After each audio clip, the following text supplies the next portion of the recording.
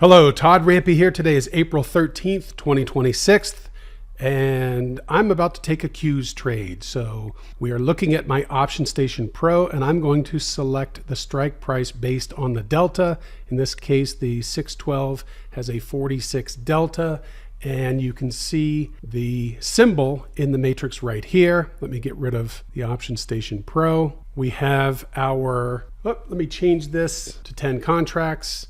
And you can see why I'm taking this trade. Okay, we've got our slingshot gap right here, and the price bars are bouncing off of a moving average.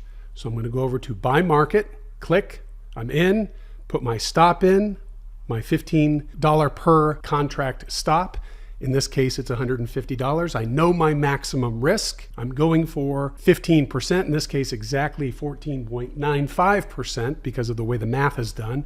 This investment is only $1,000, just under $1,100, $1,070. I'll cancel the stop and plug in 15% once the price starts moving. It should start moving. And I want to make a note of the fact that we are only going for a 15% profit target for new traders. Those of you with experience will obviously go for a higher profit target. You want to learn how to do this? Go to wallstreeteducation.com. Talk with you soon.